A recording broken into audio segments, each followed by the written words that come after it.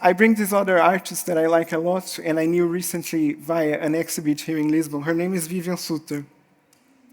Her creative process involves exposing her canvases to the elements, right? She paints in large formats, and she allows leaves, the rainwater, and even insects to become part of her work. Her paintings only reach a state of readiness when they are exposed to the elements of time.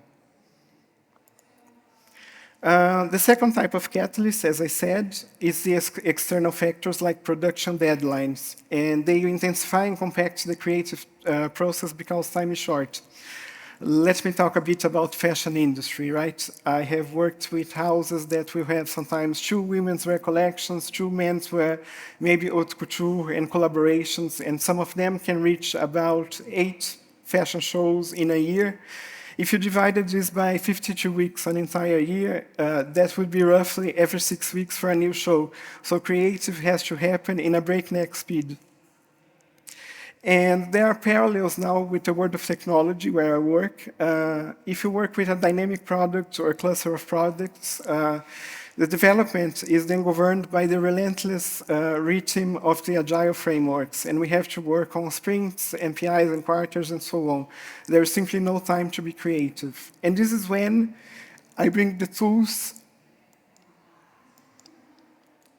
This has stopped to work.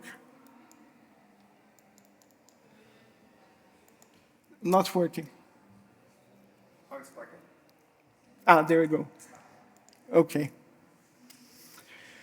The tools that can make us make the best use of our limited time, because creativity is not any kind of esoteric inspiration. It's just a skill that can be honed and developed. And today I'm introducing 2 tools that have been invaluable in my own creative work. I call them oracles because they complement each other. One is designed to help you look outward and into the future, while the other will guide you inward, grounding you in the present. The first tool is the Think from the Future, a game created by some American professors about 20 years ago. It consists of a deck of cards, each describing concepts such as objects, moods, and historical periods. And the goal of the game is to generate the most thought-provoking description of hypothetical objects from the near, medium, or far future. And in each round, players will build a creative prompt by drawing and combining cards. The prompt will then define the kind of future that the imagined object comes from and specify its place in society and culture, and also suggest the emotional reaction it might evoke in an observer from the present. The Think from the Future is designed as a structured game, right? It has rounds and scoring and turns and everything.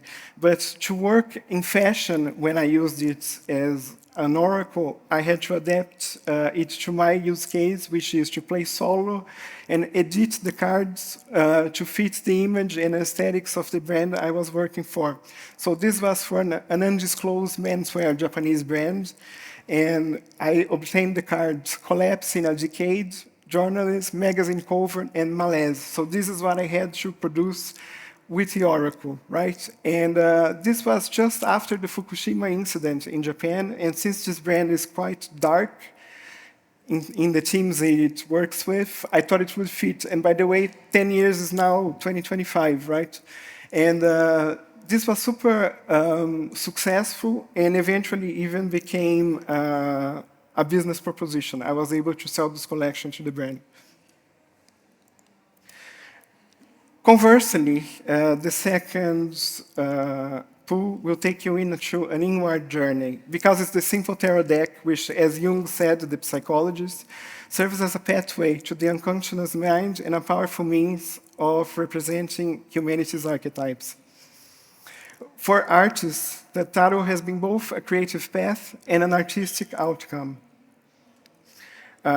This tarot deck, for example, was reimagined by Salvador Dali, and he called it the Universal Tarot. But there is also Niki de Saint-Phal, the French artist that brought tarot to life in monumental gargantuan sculptures, larger than life, in a garden in Italy that she called Giardino dei Tarocchi.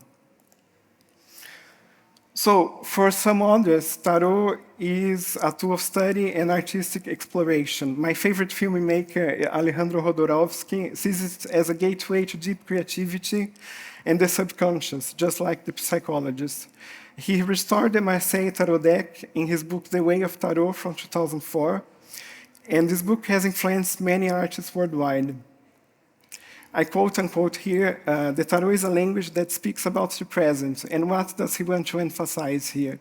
That tarot is not a tool to predict the future or anything like that. It's rather an invitation for you to delve deeper inside yourself. And his approach to tarot is deeply symbolic. In his YouTube video, some of the YouTube videos he has, he reads for the fans, and he will describe the imagery of the cards he draws. Like one example is the High Priestess, pointing out her white skin, the egg beside her, the book she's holding in her hands. And he will interpret those symbols as also archetypes colligated to mythologies in the world from America or Europe. And this way, the reading of the tarot will become a broader lesson that can be universally understood.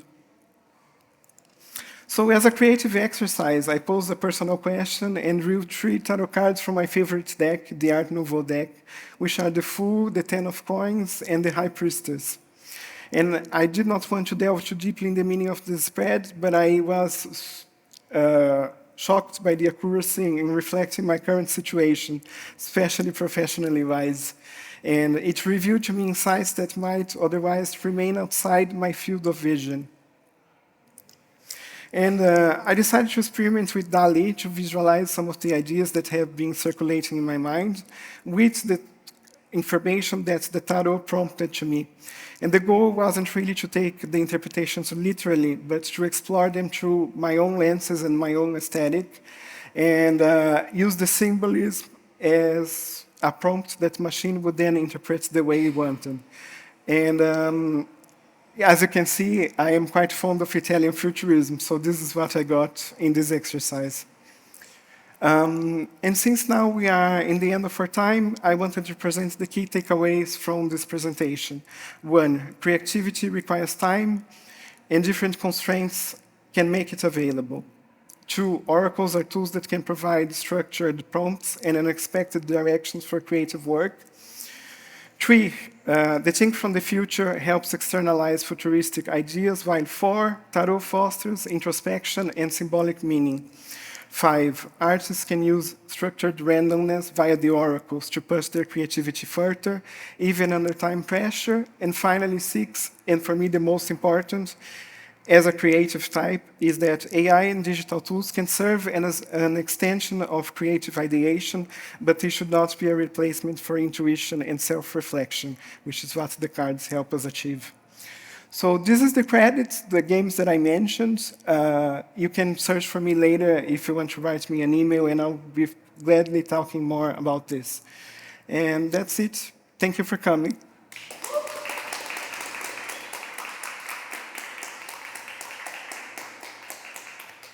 Thank you.